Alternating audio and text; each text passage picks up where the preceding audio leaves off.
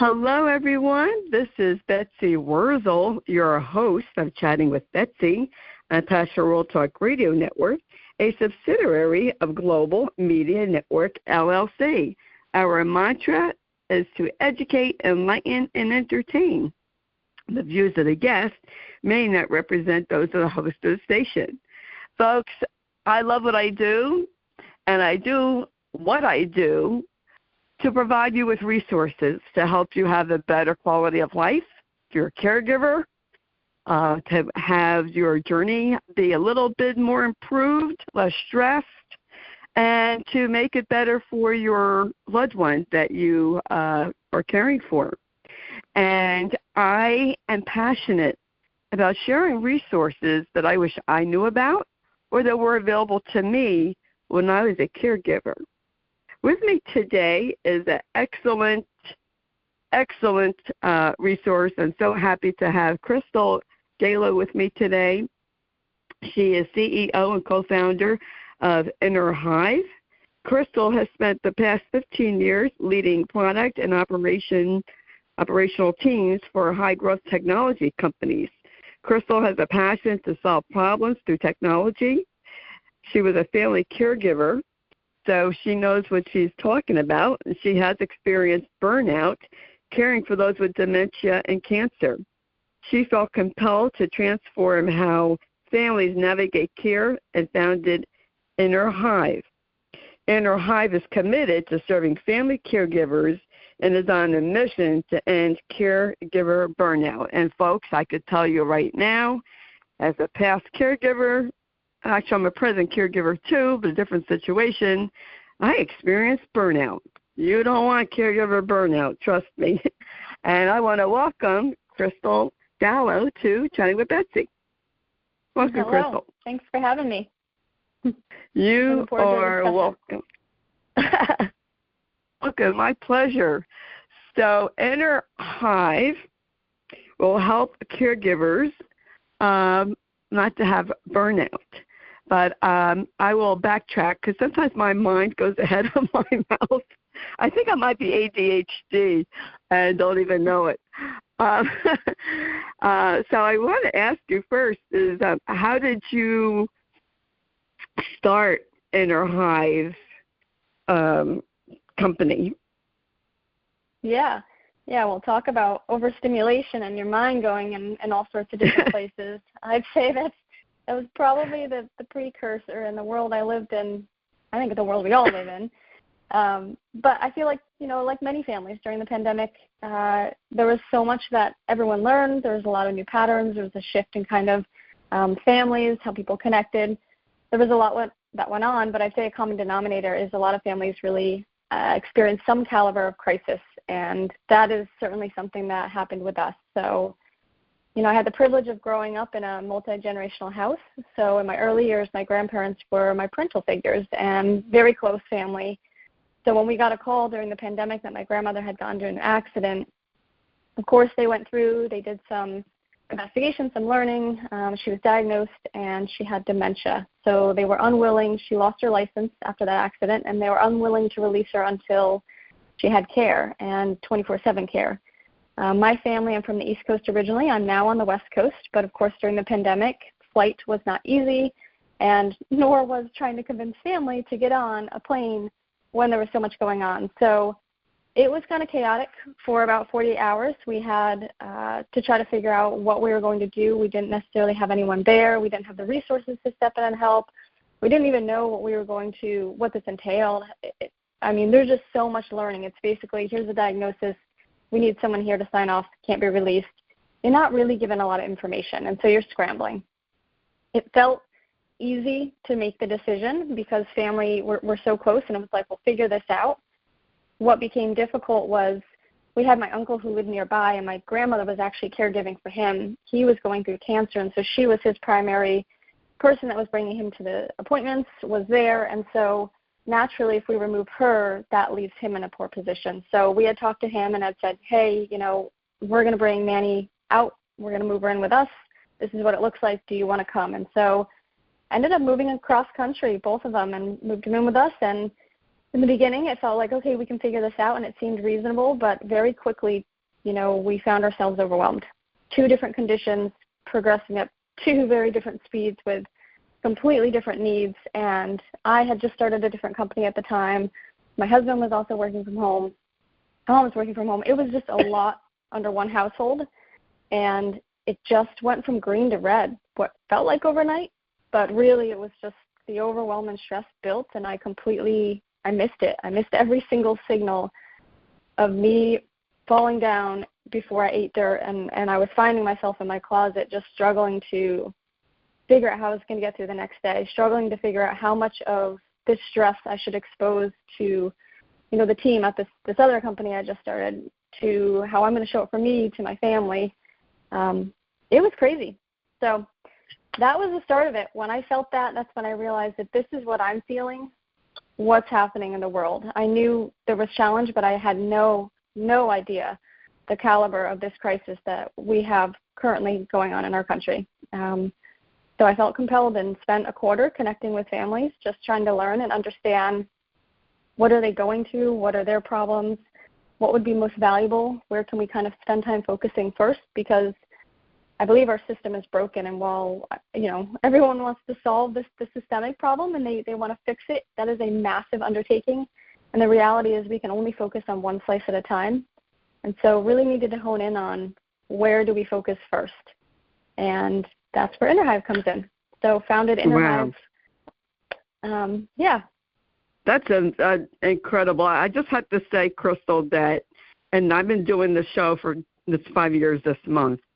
And in my opinion, and I tell the audience this all the time, to me, the best resource people are the ones who have experienced caregiving, because you know what we went through. You know what you went through.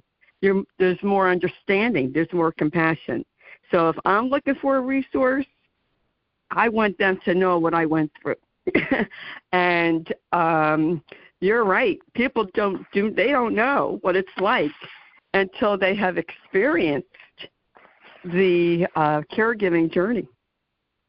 Yeah, it feels like you can. Yeah, go ahead. You can kind of talk to people, and it feels like it would be reasonable to try to explain and to help them understand. And I struggled with this. I thought in the beginning I could just give a quick snippet. They would get it. We can kind of go from there. But until you sit in the pain, until you're there, it's so difficult to help other people understand, and it doesn't even hit at the depth that I still can't articulate it now. But it was just, I don't know, it changed my life. It changed me. So I think it's very difficult to articulate to people until you're there. And at some point, we're all going to need care. We're all going to be given care. So it would be foolish to think that at some point we're not going to cross that path.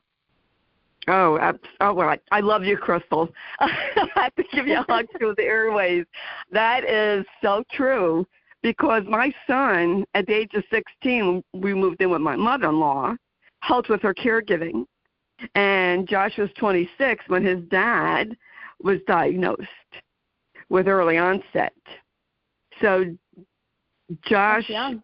Yeah. Yeah, and there's even caregivers that are younger, and I feel that children, no matter what the age, can learn valuable life lessons, caregiving, if we teach it to them and model, be a good role model for them as parents or guardians. And I have found that people who have experienced caregiving, they invent or they start a business out of necessity of wish that they had when they were caregiving, or while they were caregiving, they created a business that they wished was available to them at that time, because there wasn't. Exactly. Yeah. It's so easy to get lost, and it's so, you get so passionate about when you've sat in it, you just want to be part of the change. I do know for me, I constantly, as I was thinking about Innerhive and, we were creating the vision and we were iterating, it very much became how to remove my bias of everything I went through. I need those learnings, but I need even more so to understand what do other people need. The world changes so quickly, and it's constantly evolving. And so staying connected to families has been the greatest source of joy, but also the greatest source of insight, because it really helps me understand how can we build something that's going to serve others. And it expands the scope beyond just the pain I went through and what would be meaningful for me, but it really looks to what are all the other problems people face, because there's so many other scenarios that are, and we each have our own journey and they're unique. And a lot of times the tool set or what we need to solve or to lighten the caregiving burn or to feel connected or not feel isolated, a lot of times those tools tend to be the same, but it's understanding where is someone at, what does their journey look like? And because it's so unique, it's trying to figure out how do we reach them, how do we meet them, how can we help them there, because that's just so different for everyone. That is very true. And I liked what you said earlier, Crystal. I have to go back. You said that caregiving changed you, and it does change you. It changed me. I am not the same person. I am not. And I was listening to someone today, a rabbi. You don't have to be Jewish to listen to him, but he gives a really great advice, except I forgot his last name, to recommend him. But he was talking about, like you're leaving your past behind and looking forward, but you need something to fill your future. And I think that's what happens a lot of times with caregivers. You created Innerhive. You're focusing on that. You're helping families across the world. I have, thankfully, my show.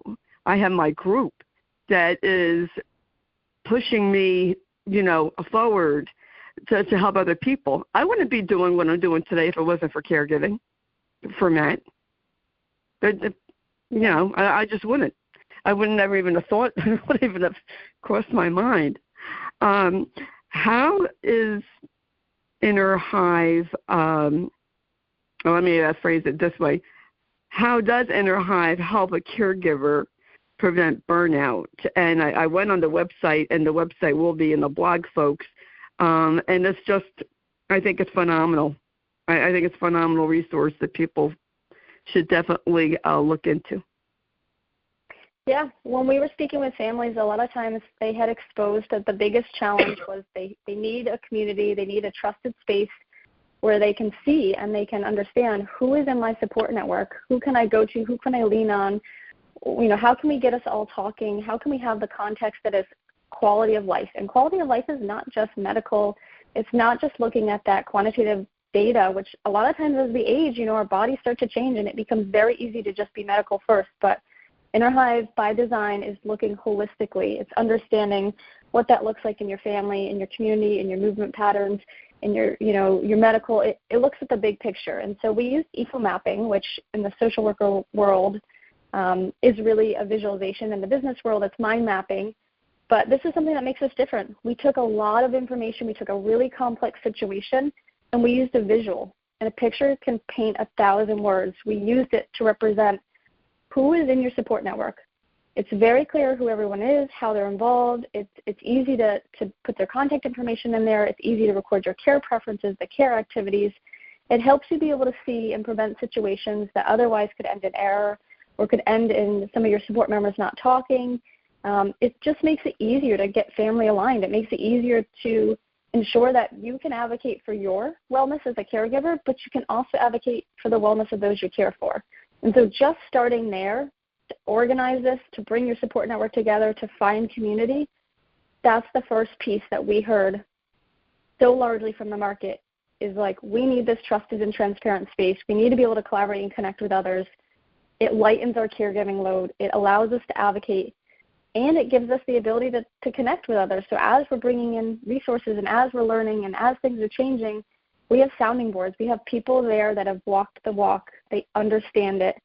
It just feels better to connect in that way. Oh, absolutely. I went nuts joining many Facebook support groups 10 years ago when I went on Facebook because I was alone for so long with no support. And folks are looking for support. They are looking to hear from other caregivers. Now, way back 10 years ago, and even when I started with Passion World Talk Radio Network 6 years ago was on Jeannie White's show, caregivers didn't want to talk. Caregivers didn't want to share their stories out in the open. Underground caregiver groups, yes. But out in the open, they didn't want to talk about their experience and what they were going through. And I'm so glad now, Crystal, that people are talking about their stories. You see it all over social media. Makes me really happy that people are now showing their journeys and talking about it and talking about their experiences. Because when we share our stories, we're not looking for sympathy. We're looking to help people, to help them by telling our story. Like I always say, learn from my mistakes so you don't make them.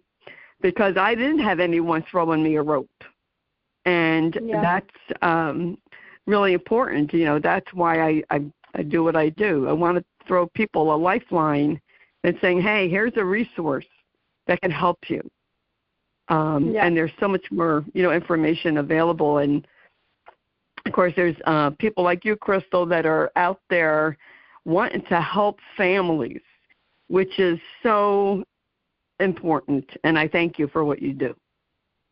Yeah, I appreciate that. I think it takes a community to create this change, and I think that's going to be the number one thing that's going to help us as we move forward. I think our country needs to wake up. I've had many conversations with other business leaders. I've had many conversations with investors. Every company I've been at has been high growth, and so we've exited every company. And naturally, my network is individuals that are really passionate and focused on these markets, and they continue to discount the market. They continue to look at caregiving and this realm, and they think foolishly that it will not impact them, or that there's, the 1 in 4, the 1 in 5 data is not it. That is one person, and they have a community, and that community has a community, and is part of a bigger ecosystem. And it just boggles my mind that people do not recognize this as a crisis. I don't know if they just don't want to deal with it, and it's a really difficult problem to solve, and so therefore they're suppressing it. I don't know if it's just a sense of greed because they're trying to quantify it, and it's difficult to quantify, and they're looking for fast money. I don't know what's going on, Betsy. I just know, something needs to shift.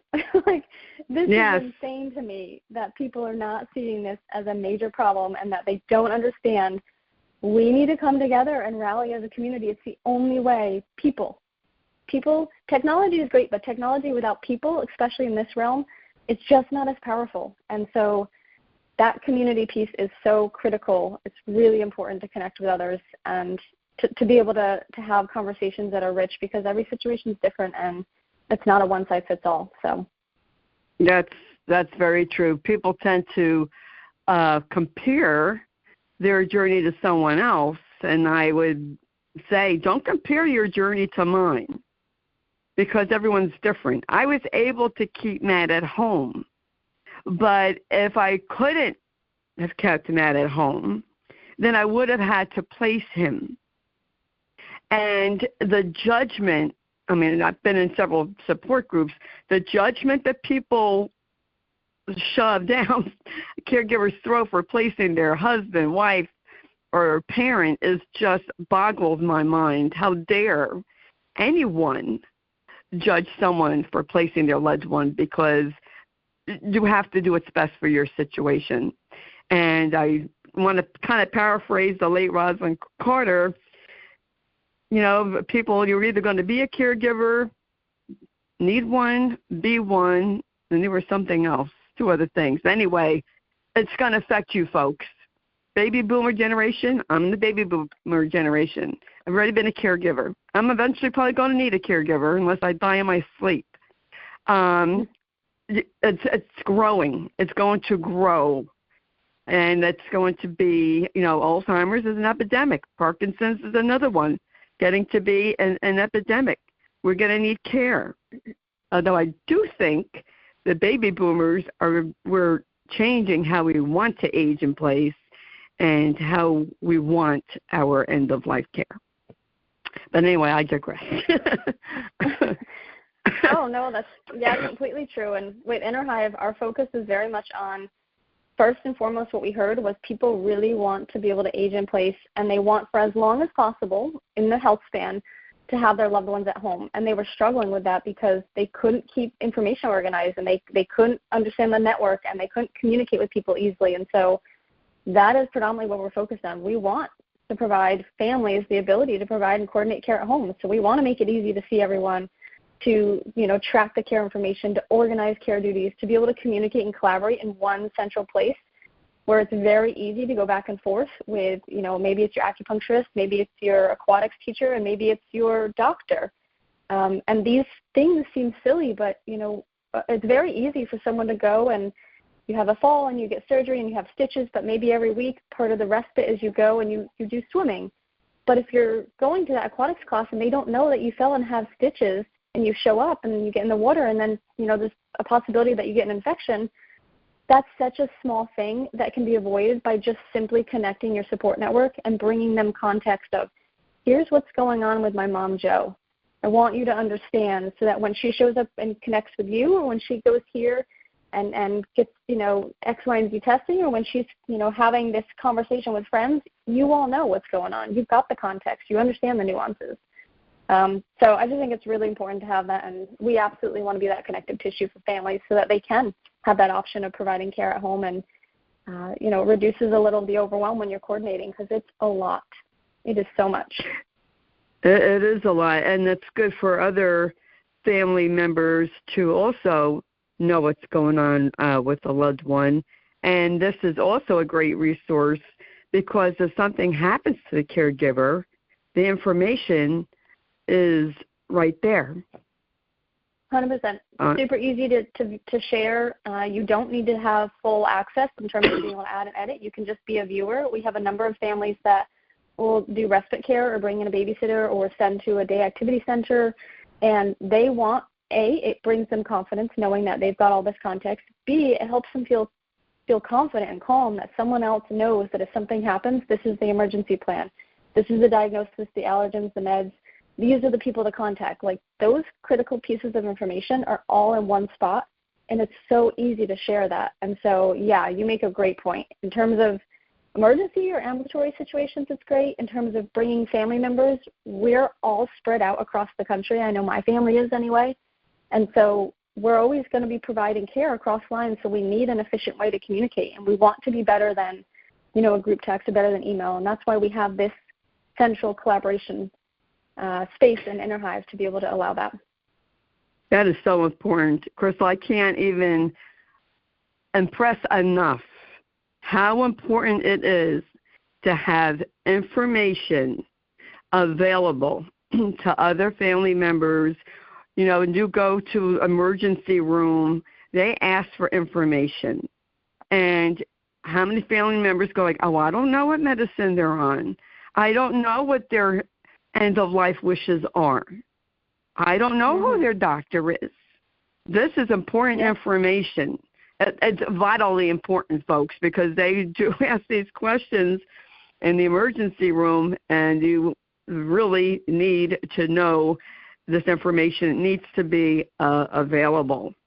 Is there a place in the Innerhive where you can put, like, the power of attorney information and there is end-of-life care, because that's so important. Absolutely. We have hives that represent all aspects of life, and there is a hive specifically for finance and legal, and that's very much a planning hive. So we've had families express, there's this crisis state, you've got kind of active management there, and then you've got moving from crisis to active care management. This is where Innerhive comes in. And then while you're in that active care, you've got a number of people that need to start thinking about their mind has calmed down, or they've been able to get some help, or they're not as overwhelmed, and so therefore they can think more about the future. And so we have a checklist in there. We've got some high-level resources that help people understand what are best practices if they don't know what estate planning is or advanced care planning. We've got the documents that you need to go and you need to pull in. We have a document center so you can upload all this information, store, and easily access. It is absolutely all there, and we try to step people through so it's not as daunting. You can kind of interact with this checklist and chip away at it over time, because sometimes it takes, you don't want to do it all at once. You don't have all the information present, or maybe if you've got, a couple of us kids are caring for our parents, each of us wants to have a different conversation with mom or with dad. And so we're each going to take a slice of that and work on that. And then we can kind of update and, let my sister or my brother know, hey, I've got this. Here's where we're at. So it just makes it easier to really come together and to share that caregiving load. That is very important. And I think it's important for families to have this, and so you can share the information and know. How many times have you heard, Crystal, of siblings, oh, mom didn't want that, or dad didn't want that treatment. Oh, yes, they did. No, they didn't. And they go back and forth.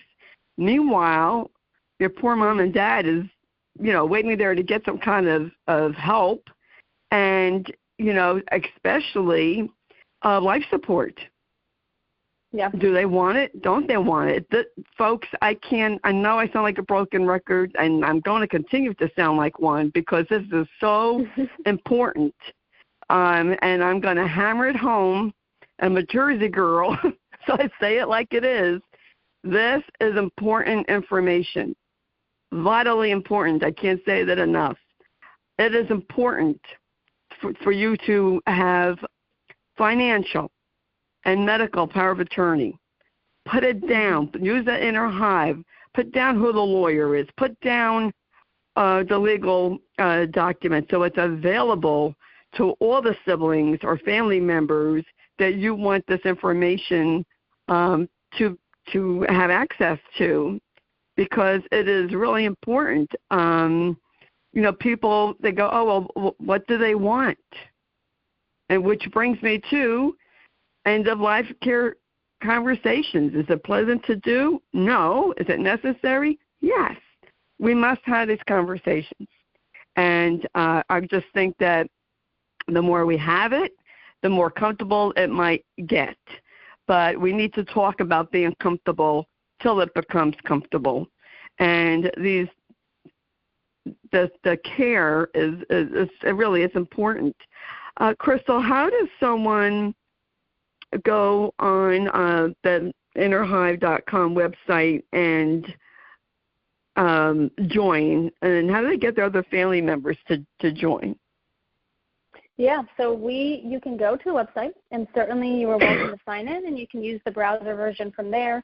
You can also go to Google Play. You can go to the App Store, download it from there. Once you download, you sign up with your email. You can create a care map for yourself. You can create a care map for your children. You can create one for your parents.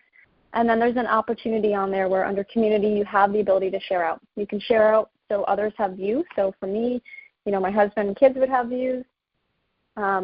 For someone else, maybe if it's me and my siblings, we would be co-owners for my parents. So that means we can have full permission. We can add, we can edit. There's multiple ways to go in. It's very easy to get this shared out, very easy to sign up. We want this to be just the ease of moving around and looking at it. When you see the picture, it will click, it will make sense, it builds empathy, it sets the situation.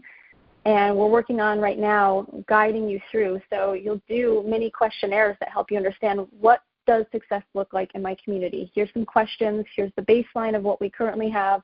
Okay, what could be some additional things that will set me and set the one I'm caring for up for success? Okay, what would that look like in finance and legal? Okay, what would that look like when we think about social determinants? So my living, my transport, my nutrition. What does that look like for medical? So your care map has hives that represent every aspect of your life, and we're guiding you through and asking you questions and helping you get to a place where you're de-risking. You're starting to add that context. You're sharing. It is your story. It is your voice. This is very intentional that it comes from the family lens, and so this is really a central point of truth. Is there a fee for this, Crystal? So it's free if you want the basic version, if you want some of the richer features. So if you want to be able to add co-owners, so there's 2 of us that have full permissioning. If you want to add multiple care maps, so like I said, if I'm adding some for my kids, if I'm adding some for my parents, for my spouse and I, if you want to be able to hook up to your calendar and integrate so you can track all your appointments, any sort of time commitments in there, if you want to have unlimited document storage. So if you want any of these richer features, there will be a charge. So it's going to be $49.99 for the year. Otherwise, if you simply just want a care map to start Understanding and Visualizing Your Network to Advocate for Your Care, that is a free version. We are also working with businesses. So we've had a lot of businesses that are interested, that are care managers or fiduciaries. They are neutral parties that are representing the family. They are right there beside them. In many cases, if the family doesn't have loved ones that are close, or if, maybe they don't have healthy relationships, or if they don't have any family that's remaining, many times they'll opt to bring a care manager in or a fiduciary in, and that's their advocate and walk side by side with them. And so those individuals as well, there's great opportunity, and we license to those organizations so that they can have this product. They can onboard a client. They can get all the information. This is their document center. This is your communication portal. This is where they track all the care information so they understand what care was given, how much time was spent. It's really valuable for the family, and it's valuable for those that are supporting the family. So 2 different ways of accessing the product. Wow, that's absolutely, this is fantastic. And which brings me to my other question is, so do you have resources available for people to look into on Innerhive? Yeah, so with resources, we have high level. So as you're going through and you want to understand, what does estate planning mean? We've got guidance of here's kind of the details, here's the high level, what is advanced care planning, what is a power of attorney. So we've got a lot of information around that, and we're also working on information that says, here's some support groups that you should consider. Here's some services that you should consider. So we're working through a path where people can say, hey, I need help here, or hey, this is my situation, and we can customize a package for them. So we can help them and direct them to say, you may want to consider these 3 support groups. These are really specific. They'd be valuable for you as you're caring for your loved one that has dementia, and maybe these 2 support groups for you, the caregiver, because it's going to be a safe place for you to reflect, maybe for you to have dialogue and get support, and then, of course, the services. So absolutely, we do have that in there. It is iterative, so I will say we are continuing to build some of that out. So you're going to see month-over-month incremental change. Oh, Crystal, Innerhive.com sounds so wonderful, a great resource. Another one that I wished was available to me, but folks, it's available to you. I mean, I would just go on, look at the basic plan, start from there, and then you can add on. I mean, for $49.99, how much do you spend for coffee each week, right? I mean, you go to Starbucks or wherever, and it's like at least $4 to $5. Okay, if you get 4 cups, look how much you're spending. And that's just, that's, what do you call it, like an extra fluffy thing, I call it. This Innerhive is to help you and your family. You can't even put a price on that. You just can't. Yes. I think it's a very reasonable, yes, very reasonable price. And I get excited, when I learn about new resources that I can share with the audience, that I can share in different support groups, because it's important. And I know that in my experience, I didn't know what was in my own backyard. And a lot of people don't until they need it, until they need that service. Excuse me. Go ahead. Yeah. There's so many great resources. There's so much out there. You don't know what you don't know, and we're just trying to bring it in and remove the noise. We're trying to support everyone else that's on the same path of trying to help these caregivers. We recognize that everyone is doing their slice, and if we can collectively come together and be a one-stop shop, a platform of help, that's going to be powerful. And so even thinking about strategic partners that are out there and maybe doing a very niche thing or supporting in X, Y, and Z way, like, we want to support them. We want to find ways to bring them in. It's super important that we can get this information to our community and our families. They often reach out, and there's always so many questions, and it's, we want to be careful not to overwhelm, and Google can be overwhelming. So we don't want that noise. We want it very targeted. So, yes. Yeah, I mean, you get a diagnosis, oh, you have Alzheimer's, or even, someone has a diagnosis of cancer, whatever it is, you're overwhelmed. And you're like, well, okay, what do I do? Where do I go? what do I need to do? What comes first? And it is overwhelming. I was overwhelmed. I was completely overwhelmed. And we need these resources and what I call these lifelines. And Crystal, thank you. I can hear the passion in your voice. I love when people are passionate about their work and they have a love for people, which you do. And thank you for creating Innerhive to help families, to help support them so they don't experience burnout. And, you know, I'll tell you, folks, a disease and terminal illness can either bring people together or it can pull families apart. I've seen both. I think this is a wonderful resource to pull people together. I really do. Well, thank you. I appreciate that. I'm excited to see it grow, and I think one of the coolest things will be as Innerhive grows, our community grows, and it's a very unique community of caregivers. And so being able to connect them with each other, that's so powerful. And they're all going to be using the same tools, so they can all speak the same language. And it feels good when you find someone else on the same journey because they've been there. Like you said earlier, they've got the empathy. They're a little bit more compassionate. It's an easier dialogue. Even if you didn't know them to begin with, you're forming a bond that is unique based on what you've gone through. It's really special. It is absolutely special. I used to tell Matt, my husband, I told him, I can't promise you about placement because if you need to be placed, I'll place you. But I told him, I said, Matt, some way, somehow, I'm telling your story to the world. And he would say, don't talk about me, booby. And then a year later, Jeannie White discovered me. And this is what I'm meant to do. And it's because of this journey that I am a host of Chatting with Betsy, that I am passionate to provide people with resources. So it's great to meet people like you, Crystal, to have you on my show. I thank you so much. Best wishes to you. I know your company will be very highly successful. Thank you. I could tell sometimes. Yeah, I really appreciate that. I could tell. You got good intuition. Really. Yeah. Been around the block. You've had the opportunity to work with many and connect with many, and so I think it's great. And I love hearing from people. So, certainly if there are listeners, please don't be shy. We're continuing to evolve the product, and we want to know what is most meaningful and valuable for you. That could be on the resource front. It could be on the coordination front. Like, we want to understand your problems. That is why we're here. I want to get it right. So if you want to reach out, hello@innerhive.com, and it's INNERHIVE, one word, kind of like in your inner circle, but Innerhive. Really have a thing for nature, so love how bees work together, and that's kind of the